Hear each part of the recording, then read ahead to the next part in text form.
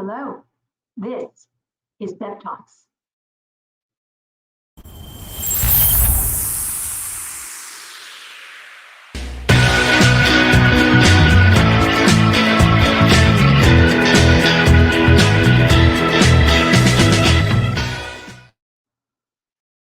Hello, everyone, and welcome to this week's edition, or today's edition, I should say, of B.E.P Talks, where, as always, we bring you fascinating guests from a very wide assortment of skill set, expertise, and most of all, to talk about their beliefs, their experiences, their passions. And today's guest could not fill that agenda more perfectly than Andy Craig. Andy, would you join us today, please? Absolutely, Beth. Thank you so much for having me. Absolute pleasure. I must tell you, Andy, I have been very curious about you is one thing I want to say, very curious, because like so many people that I am blessed to have met and to keep meeting, people wear lots of different hats all at the same time, and they wear them well. And again, we're all about our beliefs, our experiences, and our passions. And as I mentioned at the beginning, you really summarize all of that. You are a keynote speaker. You do workshops. You do seminars. You are a published author. Now, we hear those things in different combinations regularly, I must say. But one thing that really fascinates me about you is that you have been a candidate for the Senate of the United States. And you are the first candidate like that I've ever spoken with. So I'm really fascinated to learn about that. So thank you again for taking time out of your very busy day. Certainly. Passion and purpose. Those two words for me must kind of come together. It's for me what gets me out of bed in the morning. It's what I'm passionate about and the purpose that I have to fulfill those passions, to live those passions. You have said, and I could not agree with you more, how essential it is for everyone to discover, really identify what your passion is, which kind of leads you to your purpose. And I love in your words to say that's how you create a masterpiece of your own life. That is so beautiful. I also know in learning about you before inviting you on here today, and this is not an unfamiliar, you have come to this point in your life having overcome challenges. Absolutely. Anyone has. Everyone has. Everyone has. Share with us, if you will, please, what those challenges were, to the extent you wish to share them, how you overcame them, and in that journey, how you discovered your passion and purpose. Oh boy, which challenges to share here? Well, I'll share one of the challenges that I talk about in my book here real briefly, because that's not part of what I'll be sharing later.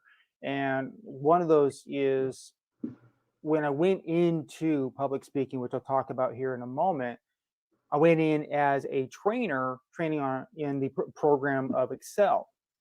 And when I decided to go ahead and become a trainer, they asked me, what are you qualified to train on? I knew how to use the program Excel at the most basic level. Copy, paste, put in your text, a little bit of formatting, stuff like that. What I didn't know how to do was really train on it because I didn't know the program.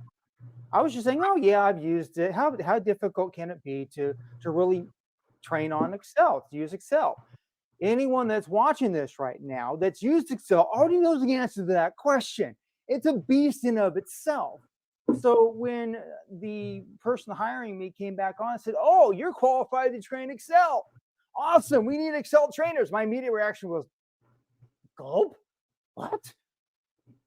Okay, what do I do now? She's just called my bluff. Do I say, no, I really am not qualified, I don't know what I'm doing? Or do I just, put on my big boy pants and figure out how this thing works? I opted for the latter. which was a major challenge in and of itself. The process of doing that, my very first seminar that I put on, it was, this is me talking, worst seminar ever. You didn't want to go to it at all. We ended, I think, 2 hours early because I just didn't know what I was doing.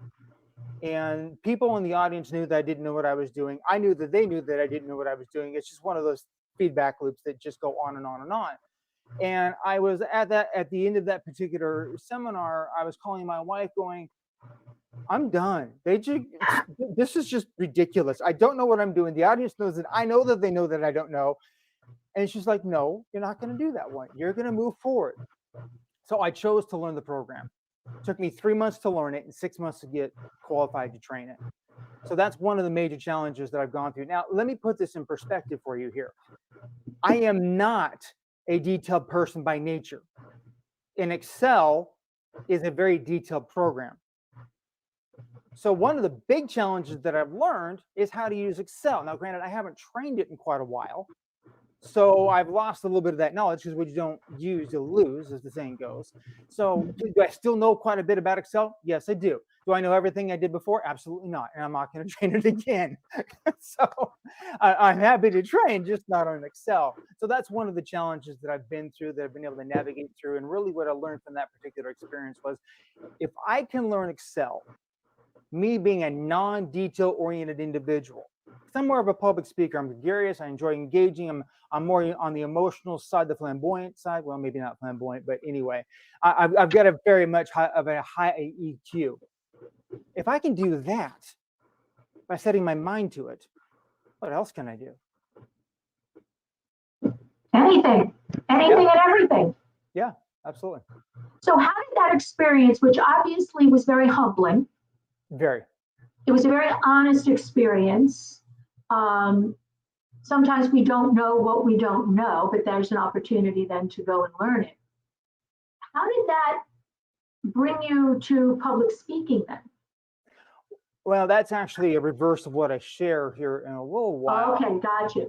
Okay. Because what I was trying to do at that particular point was get into what I'm doing now, which is giving a keynote, or in this particular case, giving a smaller version of it.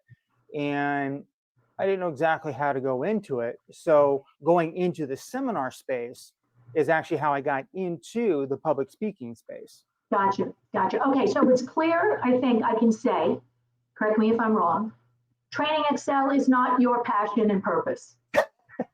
You're correct on that one. I'm correct. Okay, I'm a good listener. Okay, what is your passion and purpose? Doing what I'm going to be doing here, okay. Sharing with people about how they can discover what their purpose is in life, create, as you already alluded to, their masterpiece in life, and really step into what they are created to create in life. Because each of us are designed to create something. It's just a matter of us figuring out what it is. That's really where my passion is at, is pouring into individuals, pouring into them so they can have the seeds of greatness come up and produce the fruit that they're designed to produce. And for you, that has to just keep feeding you. Oh, absolutely. As you're helping others elevate, discover, first of all, what their passion is. Does everybody have a passion? They might not know it, but if we do that work and dig down, can everyone find their personal passion? Oh, absolutely. Now, it might take a little bit of digging. I was giving a talk probably 3 years ago now, would be my guess. And I shared with the individuals there. Now, if you don't know what it is that you're fired up about, what it is that you're passionate about, or what it is that you're good about, talk to someone that knows you. Because sometimes we just get into a rut in life and we just don't know what we really like. I mean, we don't have a conscious understanding of it in a lot of cases. That's what it's been for me sometimes. I'm like, oh, I just realized that. My wife will say, I could have told you that one. Oh, okay. I just had the insight myself. And so those that are closest to us can give us insight. Well, what about this? You're good over here. This is really where you're already spending everything, your time and money over here. Why don't you, yeah. And then the light bulb goes on. The light bulb goes off. So a good question to ask those who know us best, who care about us most. What am I good at? When Yeah, you think of me, what do you associate me with? absolutely. That's a good starting point. For If you someone that ask, doesn't have an idea of it, yes, I would absolutely say that that's a good starting point. If you don't know what it is, and you may have an inclination or an idea, but maybe you're not sure exactly how deep that goes, or sometimes we've got this general idea. And the reality for me is that we really do know what it is that we're wanting in life. We just don't know how to articulate it all the time until we Mhm. get into a conversation with someone that starts asking us the right questions, starts asking us laser focused questions, and then our own truth will come out. And what I mean by our own truth is what's deep inside, because we do Mhm. know what it is. When I ran for office, I'll talk about this in a little while. I didn't know why I was running for office until I got into Oh, prayer about it. And a lot of times we'll have to seek the Lord about that one. What is it that you have for me? And we'll have to wait for that still small voice. What is my plan here? What is it that I'm good at? Well, what about this? You know about this? yeah. Oh, You yeah, suggest yeah. sometimes that passion and purpose. Well, I love when they connect because I think that leads to the greatest benefits for yourself and for what you can give and share and teach and help others discover about themselves. But it's possible that they don't always align perfectly. You can be really good at something and your purpose is getting out of bed and going and doing your daily job because you have to. But then you can have a different passion. Am I reading that correctly? That's certainly one element of it. I would say, honestly, the vast majority of people, at least those that are in my experience, really don't discover what their true purpose is in life. And that's just based upon people that work a quote unquote stereotypical 9 to 5 job. They're existing. When you exist in life, you really don't tap into the thrill, that passion that's deep inside. When I was working at the position that I had prior to getting into the seminar space, it was in a call center. And around there, people are just existing. They didn't have any vibrancy. Uh, It was, man, what's your dream? What is it that you want to do? Man, I'm off at 5 o'clock, baby. I'm up at 5 o'clock. Or maybe in a couple weeks or a couple months, they were taking vacation. Man, I'm going to wherever it is I'm going off to. I'm going down to Disneyland. I'm going down to Six Flags. I'm going down to wherever. Man, we're taking the family. We're going to have a grand old time. That's their variation of what to look forward to, rather than the creation of, man, I've got this event that I'm putting on, and it's going to impact lives, and it's going to take people out from the rut that they're in. It's going to set them up on this pedestal that they're going to be able to see better, be able to reach further, and they're going to be able to create what it is that they want to create in life. And that's just me talking. It's whatever their variation of it happens right, to be. right, Most right. people that I talk with are in the existence side of things rather than in the creation side of things. And there's a vast difference in my experience. Yeah, yes, there is. There is for sure. Okay, I want to go back to the part about running for the Senate. Sure. Why? You said you weren't sure why. You didn't know what was your why? You'll hear this again here in a few moments, but my why was the restoration of the traditional values on which this nation was founded. Okay, okay. So you're leading me on here. So you know what? Let's do this. Let's jump right to that so that I'm Sure. not, because this is not a rehearsed scripted conversation. This is just off the cuff. So let me invite you to share with the audience a version, a modified version, a shortened version, what have you, of when you are speaking as a keynote speaker or at a webinar, seminar, what have you. Will you share with us what something like that sounds like? Absolutely. Be my pleasure. Okay, so with no further ado, here now, Andy Craig. By show of hands, who here has either seen me speak before or this is your first time? Anyone? Outstanding. I see we've got a full house. You see, ladies and gentlemen, I'm kind of like a cross-eyed discus thrower. I may not set many records, but I'm sure going to keep you on your toes. Ladies and gentlemen, as we begin this portion of Igniting Your Masterpiece, I'm curious, who here wants to leave a legacy that ripples throughout eternity? Anyone? That's what I thought. Me too. Absolutely. Vast majority of people that I talk to want to do that. So with the idea of legacy in your mind, I want you to ponder something. Are you settling? Are you settling in your life for what you think you can have versus what you truly desire? Again, are you settling? Whether it's in your fitness, in your relationships, in your business or career, in your spiritual life, for what you think you can have versus what you truly desire. And I use that word desire by design. You see, desire is a whole lot different than simply wanting something. Because if you want something, you might get it, you might not get it. Not a big deal either way. But when you desire something, you go after with all that you are. Now, no, none of you watching this right now have ever been in this situation, but maybe you know someone that's woken up one day and they've got this realization that they're just fed up with their circumstances in life. Maybe the job situation is going right, or your relationships aren't going right. You wake up and you have a health crisis. Whatever it is, you realize you are just fed up. Know anyone like that one? I asked that because that's exactly where I found myself a few short years ago. You see, I've been working in a call center position for about 7 years at that point. I've been working in tech support on the phone, and then that position had gone over into a chat support.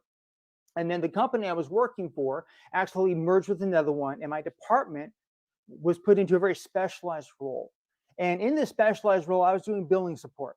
Now, I was very good in the tech support side. I learned how to do that and was very, very good at that. But billing, not so much at all. So imagine this.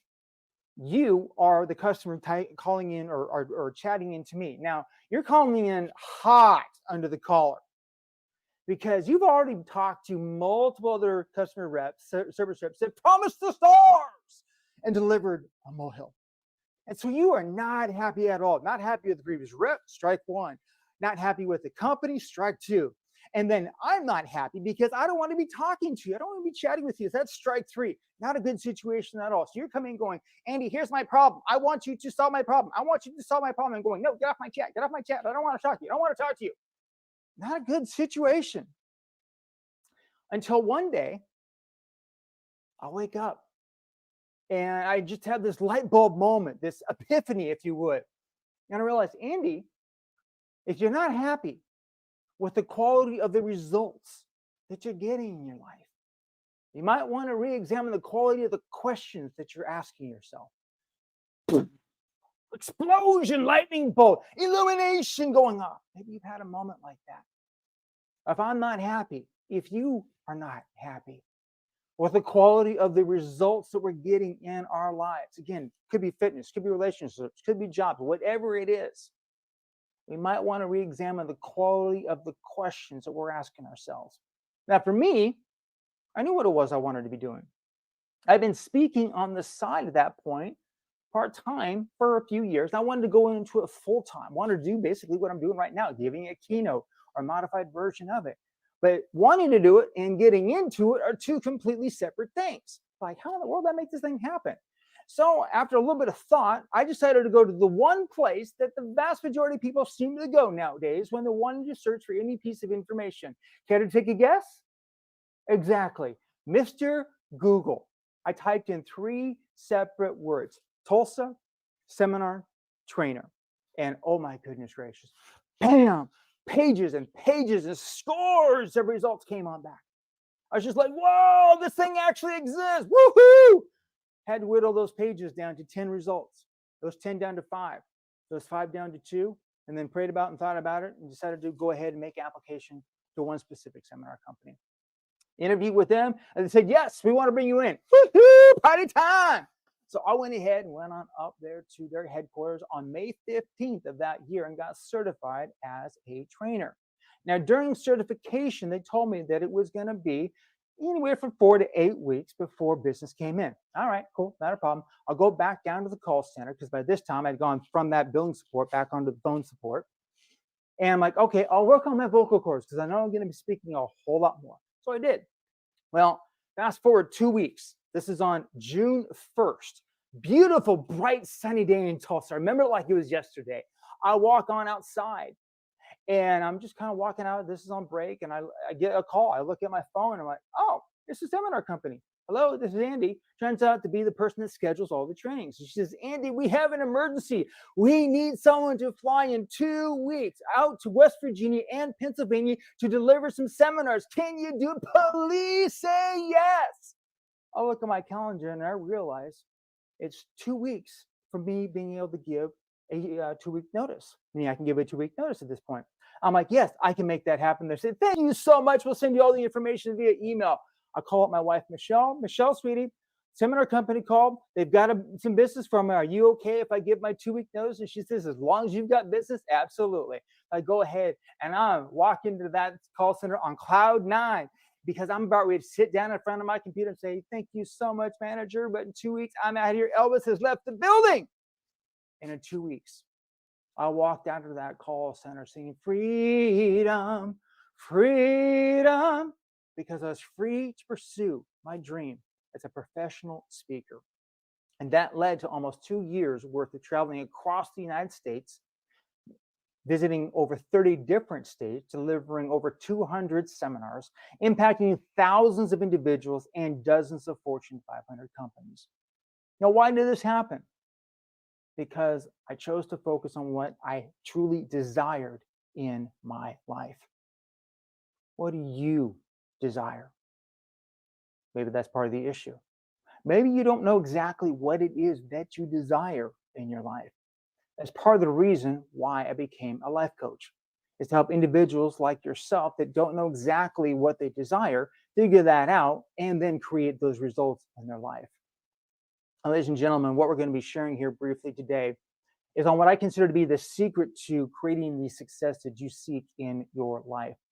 Now, before we get into this here, I'm going to preface this with a few key questions. So, who here would say that having a positive mental attitude, reading your favorite books or books on your favorite subject matter, and listening to audios is important in life? Anyone? Absolutely. So would I. What about setting goals? Is that important? Absolutely. I would agree with you 100% there. Now, I'm curious, who here has ever heard that the secret to success is to write your goals down on paper and create an action plan to achieve those goals? Anyone?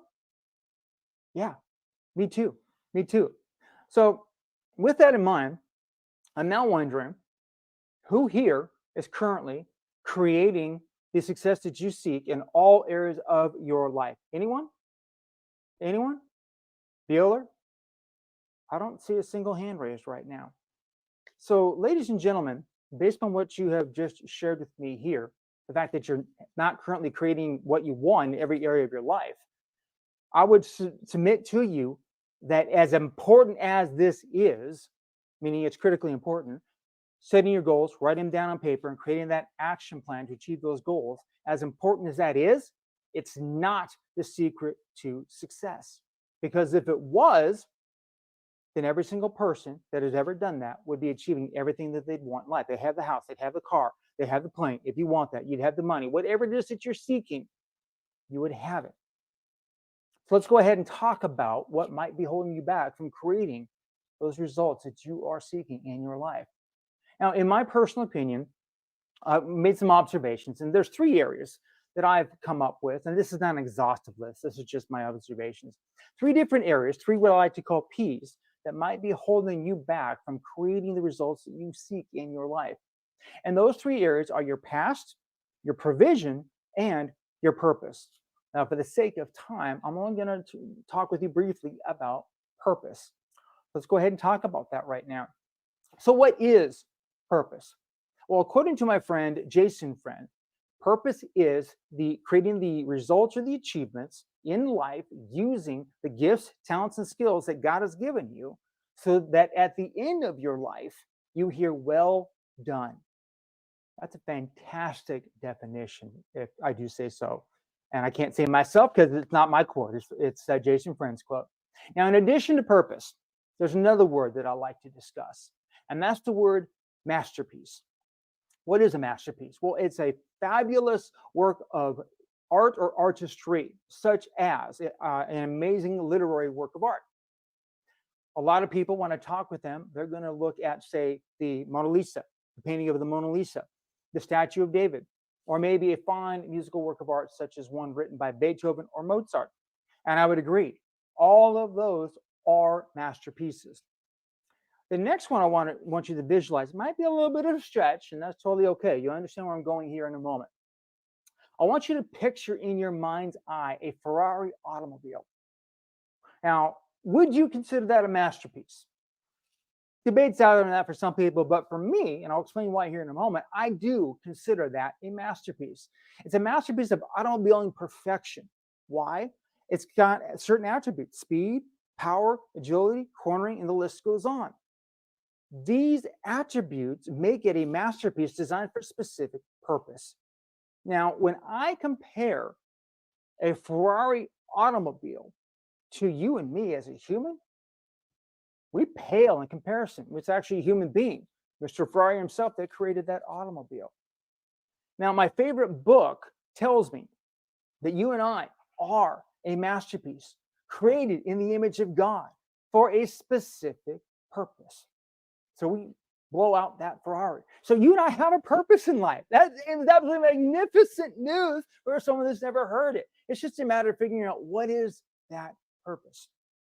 So I'm going to share with you very quickly 4 different areas in which you can use to figure out what your purpose is in life. The first 2 areas are your passion. What are you passionate about? Music, history, science. What's that look like for you? Where's your passion lie? And then skill, vocals, you're good with dates, computer programming. Put these together, passion and skill. Where that meets up could be an indication of what your purpose looks like in life. So in addition to your passion and your skill coming together, let's talk about those other 2 areas briefly. You have your time and your money. What do you put your time into? That's also going to be an indication of where your purpose is. What do you spend your time doing? Is it researching how to talk? Is it researching how to computer program? Is it putting time in at a local church or other nonprofit? What is your time going to? And lastly, where do you put your money? Where your money goes, that's going to be an indication of your heart. Again, are you giving that to a nonprofit like a church? Are you buying computer supplies? What does that look like for you? So you have your passion and your skills coming together along with your time and your money. That's going to give you an understanding and insight as to what your purpose might look like. Now, once you figure that out, now we got to go into what's called the why. The why is critical. This, in my viewpoint, is the secret to everything in life. You've got to know your why. You've got to be crystal clear on your why. This is your emotional reason for creating the results that you want to create in life. Simon Sinek wrote a great book several years ago called Start With Why. And in it, he says, people don't buy what it is that you do. They buy why you do it. They don't buy what you sell. They buy why you sell it. Why must you create the results that you are seeking to create in your life? Now, to do this, you got to have a way of measuring what your why is, what your emotional strength is. And the reason for this is because if you haven't already figured it out, we all encounter challenges in life. Who here has encountered a challenge in life? Yeah, absolutely. All of us. We all encounter challenges in life, sometimes daily, sometimes hourly. And it's the question of how strong is your why. And you can measure that using what I like to call passion power. And passion power is measured on a scale of 1 to 100. On a scale of 50, or on a scale of 1 to 100, if you have a level of 50, there's no passion power going there, very little. You get up to 80, you're starting to get started here. At 90, you're almost there. And at a 100 passion power, you are locked, cocked, ready to rock, afterburners on full, with excitement, enthusiasm, ready to go and take on the world. And you need to have that 100 passion power so you have that emotional energy to go through those obstacles that you will encounter in life. Now, once we've determined what your purpose is and why you need to achieve that, and that you've got 100 passion power in it, now we can go ahead and set those goals that we talked about briefly earlier. Let's go ahead and talk about what that might look like. I'm going to share the story of how I ran for Senate back in 2014 with you here. Now, back in January of 2014, then Senator Tom Coburn made the announcement that he would be retiring from the United States Senate 2 years early. And I had known at that particular point that I was going to be running for office at some particular time, just didn't know when or what it looked like. So I shared with my wife the news, and we prayed about it, thought about it, and decided that this would be the time that I would run for office. So I did. I ran for United States Senate. That decision was made in January of 2014. So the first step that you need to take when setting those goals is simply to know what your goal is. So step number one, know what your goal is. Step number two, know why you must achieve those goals.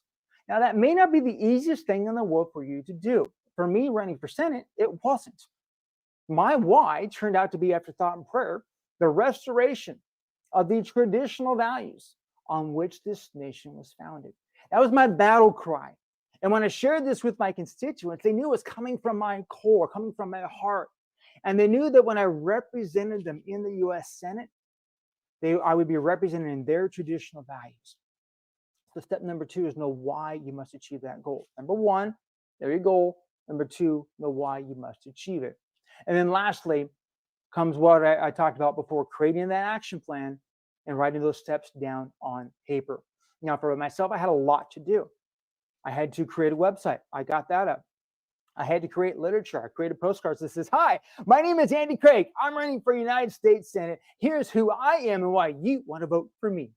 And lastly, I had a lot of territory to cover. I had to go all over the state of Oklahoma, 3 major areas I was able to get to: Tulsa, Oklahoma, Oklahoma City, and Lawton, Oklahoma. And that was my action plan, or portion of my action plan. What steps must you take for you to achieve the goals that you have in your life? So again, know what your goal is, know why you must achieve it, and create that action plan. Now, status update for you. Yes, I did run for the United States Senate. The election took place on June 24th of 2014. No, I didn't win. Otherwise, I wouldn't be here talking with you. However, I learned a whole lot from it.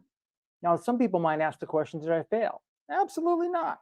Did I win the election? No, but I didn't fail. The reason why I can say that is because Proverbs tells me that a wise man falls down 7 times and yet rises again. All this means is that I now know what to do the next time I run for office, because I will be running for office again in the future. It's just a question of when and where.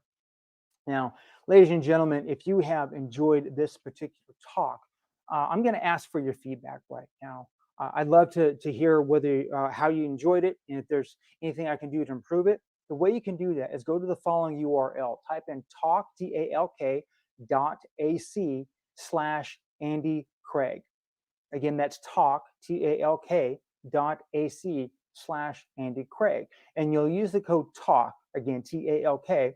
Simply type that in and then give me your feedback. And I'd love to hear from you.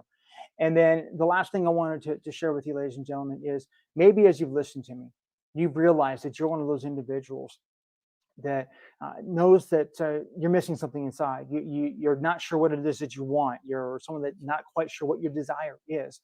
If that is you, I want to help you out. I actually have cleared my schedule and allowed for a few open, what I like to call strategy sessions, where you and I can get together for about 45 minutes, talk about what it is that you want to create, and see what kind of an action plan we can put together. And to do that, all you need to do is go to theandycraig.com and select the time that works best for you. I've only got a few slots open, so some slots may already be taken there, but you can go there and enroll in that strategy session. Let's see what we can do to help you out. Now, as we close off here, ladies and gentlemen, when I was running for Senate, I would always ask you to vote for me. In this particular case, I'm going to ask you to vote for yourself by signing up for that strategy session, so we can figure out what you need to do to create the results that you like in your, or what you desire in your life. Beth, that's my talk. Andy, that was wonderful. I was so busy here taking notes. And I'm so glad to have heard you say that you are going to run again in the future. Thank you. And I hope that that's not too far down the road, because as you said, your reason, your why, I loved your battle cry, and I don't think we can go through a day in this country now without realizing that we need really great, authentic leadership. So I hope you do run again. Desire.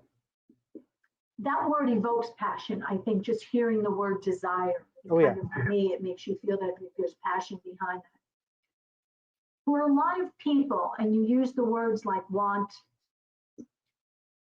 are we in a place, or too many people in a place now where we can't focus on the wants, that the needs are so fundamentally prioritized in our daily lives that we don't even give ourselves the opportunity to dream anymore? To an extent, I would say yes. What's interesting is, as you're mentioning, that we get too focused on the need, so we kind of sacrifice what it is that we desire. And there's a minister that just literally, as you're talking about that, what he talks about is, if you focus on what you desire, that will automatically eclipse your want and your need. When you focus on what you desire, that takes care of your need. Where we get too myopically focused on, well, I've got to have this, and I've got to have that, and I've got to have this, and I've got to have that. We get too finitely focused. If we can take a step back, and it's emotional nature, and I get it, we all have it. But if we can take a step back and go from focusing on the single tree that's in front of us, using the forest for the trees metaphor here, take a step back and see the entire forest, maybe go from a 100-foot view to a 1,000 or a 10,000 or a 30,000 foot view. We can get that overarching view and get a vision for our life. Then we can go ahead and start making steps towards what it is that we truly desire in life. It's really a vision that propels us. Proverbs said, or it's almost like a chicken and an egg thing, but either way, it's the process, and one will lead you to the other. Yeah. I like that. I like that. Something else that that struck me. Wanting is a good thing. There's nothing wrong with that. Desiring, there's nothing wrong with that. Hoping, I wrote something in a book about hoping. That's lovely. But the word that you used that really jumped out at me is doing. You must put it into action, whether it's boots on the ground, whether it's more mental process to gain that clarity. You've mentioned, obviously, your very spiritual sided fellow that, praying about it. You got to do something about it. Otherwise, you are just dreaming it. Yeah, that's what happened when I decided to go for the seminar company. I had to put into action what it was that I wanted, what it was I was desiring in that particular moment. And anytime that we do it, I mean, I'm constantly asking myself, okay, what's my true desire here? Because it's not always clear in terms of, okay, we can have 2 focuses, 3 focuses, 4 focuses, whatever, but one of them is dominant in your heart. And the real question is, what's that dominant desire that you're seeking to create? What's the plan of action to get there? And you may not even know what it is. And that's okay if you don't know what it is.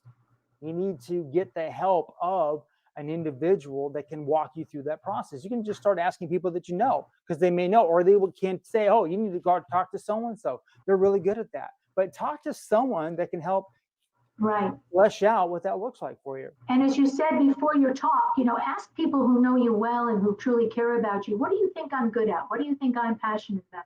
Absolutely. What do you associate with me? Ask at least 3 people. If 2 of them give you the same answer, I think that's an indication right there. Yeah, absolutely. And kind of go with that. So as everything, it is a process. It is about reading the books. It is about going to the workshops, doing the coursework, if you will. Yeah.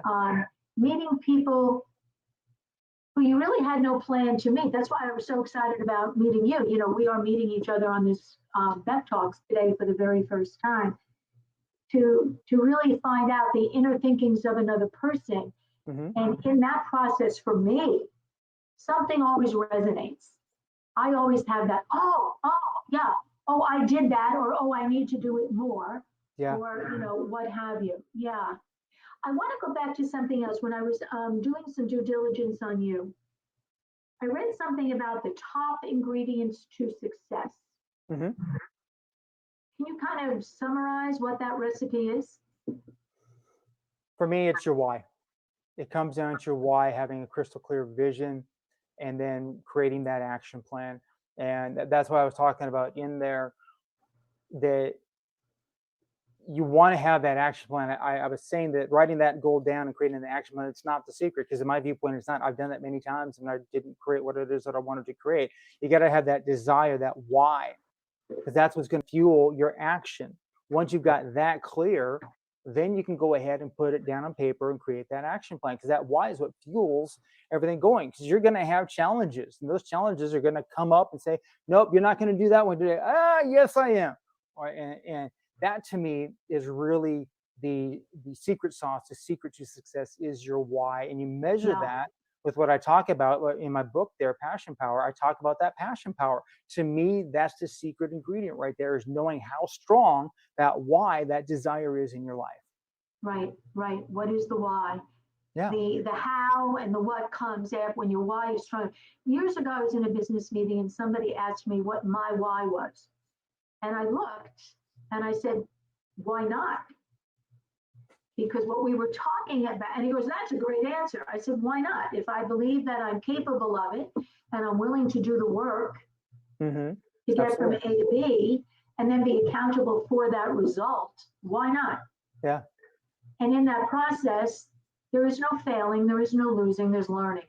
Yes, absolutely. There's learning.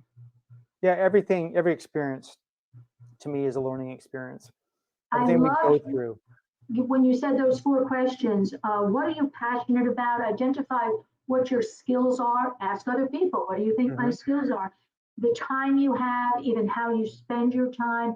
And then the 4th question was kind of about, you said about money. Correct. Fine tune that a little bit for me. Sure. Proverbs talks about where your money is, there will your heart also be.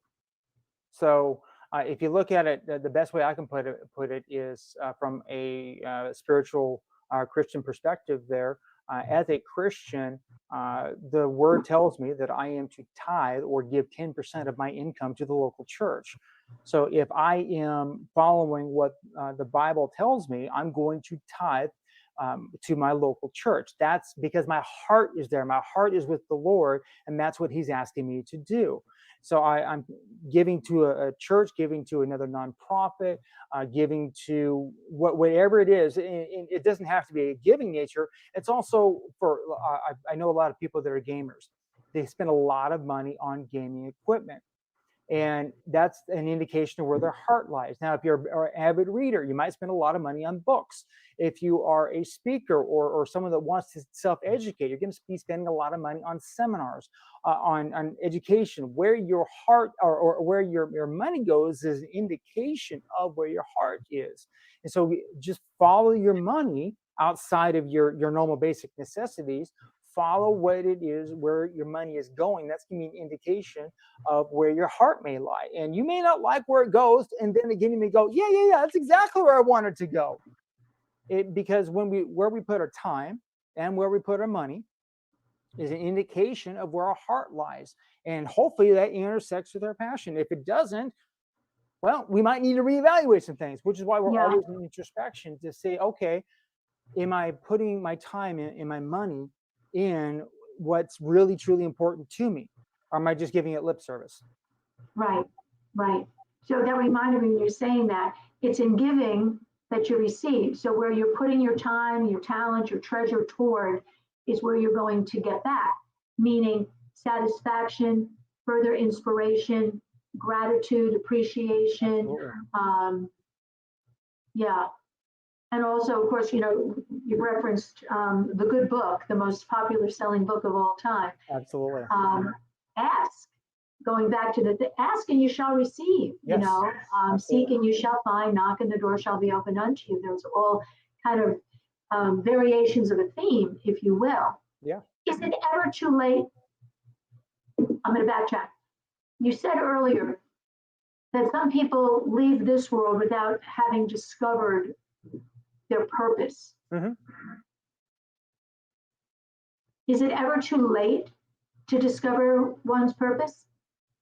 Unless you're literally on your deathbed and giving up the last breath, in my viewpoint, no. Let's do a prime example here.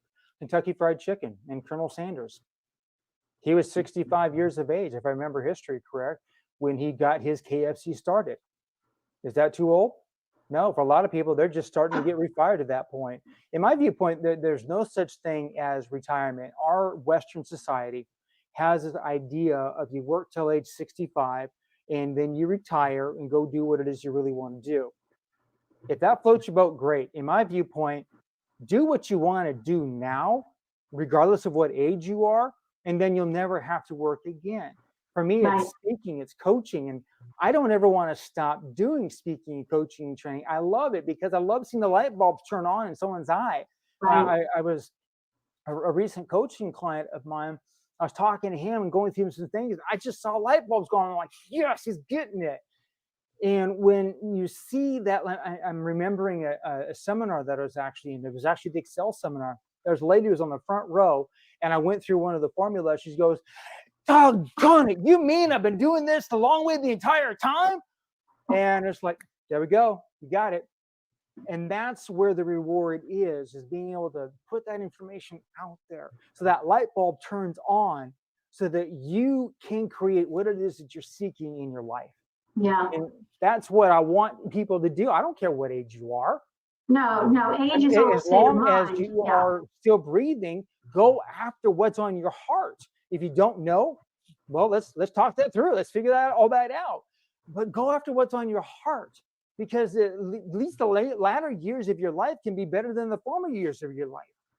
And listen, I know so many people, women in particular, who, after raising a family and being in a career in healthcare, in education, what have you, in any career, that whether it was that age 65 where a pension kicked in, where they felt perhaps, and I'm going to say maybe more so for women, the freedom to live for the passion, not just the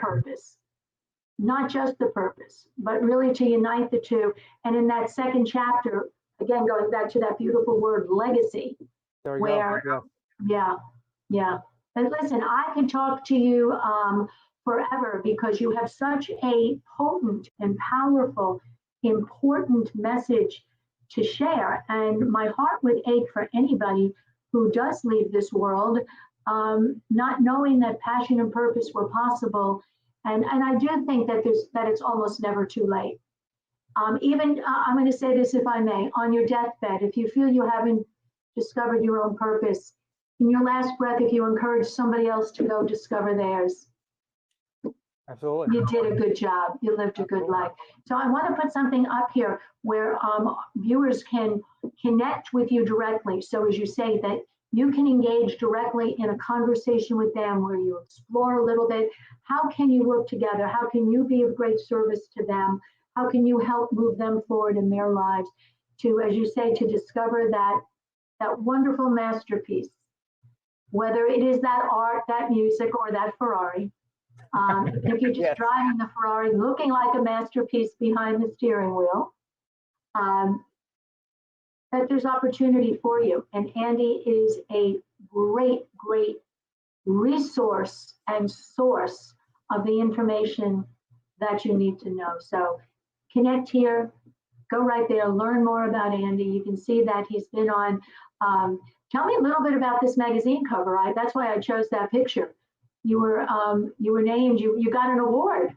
Yes, I did.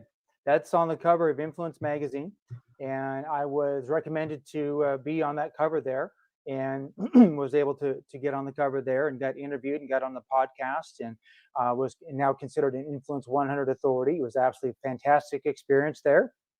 And it's something that will, excuse me, last with me, obviously, for the rest of my life. There was absolutely fantastic being interviewed by them and having the opportunity to have that recognition.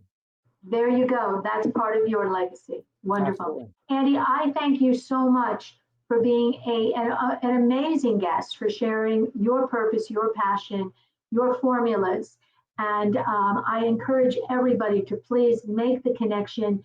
directly with Andy when it's the right time for you, but you can do a little bit of inward searching and start to discover that your passions, your purposes, write them down, ask the people who love you the most and care about you the deepest.